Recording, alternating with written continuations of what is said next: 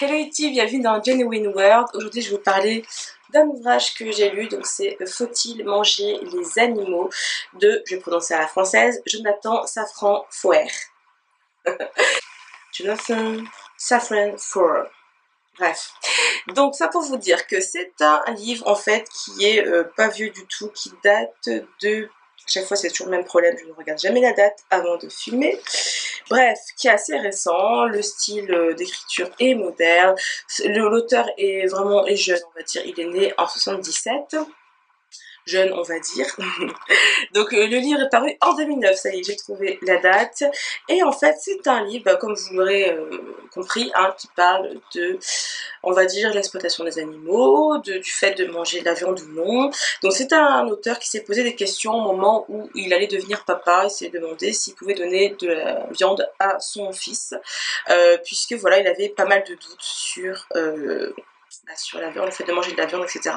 Donc il a enquêté, il a recueilli des témoignages, il a fait pas mal de choses pour trouver la réponse qu'il cherchait.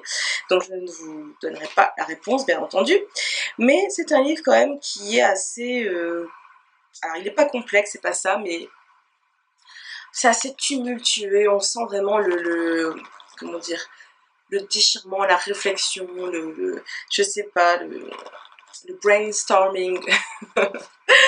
On sent vraiment en fait que ça bouge dans la tête de cet auteur, et je ne sais pas si la traduction est mauvaise, mais je trouve que des fois c'est assez difficile à comprendre, certaines phrases sont mal tournées. Moi j'ai vraiment pas aimé le style d'écriture. Bon, après cette traduction, est-ce le style de l'auteur? Je n'en sais rien. Tout ça pour vous dire que je dirais pas que j'ai pas aimé, au contraire j'ai adoré ce livre, mais ça n'a rien à voir avec Nos steaks d'Henri Caron. Rien à voir, ça peut en dégoûter plus d'un, je dirais, pour quelqu'un qui est sceptique, qui se dit voilà, manger de la viande, ça peut être nocif, mais bon, je vais lire quelques livres pour voir, pour en être sûr. Je pense que c'est pas le livre à donner à un omnivore sceptique. C'est pas le livre à donner à un omnivore, certainement pas. Moi j'étais déjà convaincue, donc forcément voilà, ça m'a aidé, ça m'a soutenu dans ma démarche. C'est quasiment l'un des premiers livres que j'ai lu depuis mon changement d'alimentation, il me semble. Le premier, oui, c'est vraiment riche. C'est assez choquant, c'est-à-dire que quand vous lisez ça, enfin moi quand j'ai lu ce livre, je me suis vue en fait dans un abattoir, je me suis vue entourée de poulets malades, je me suis vraiment figuré le truc quoi. C'était plus fort même que les images, donc j'ai trouvé ce livre assez choquant, et je vais essayer de vous trouver une phrase, un exemple.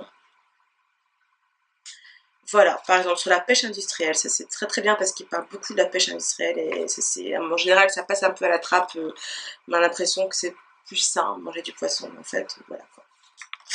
Donc, par exemple, la pêche industrielle n'est pas exactement de l'agriculture industrielle, mais elle relève de la même catégorie et doit donc, en tant que telle, être intégrée au débat. Elle participe du même coût d'état agricole.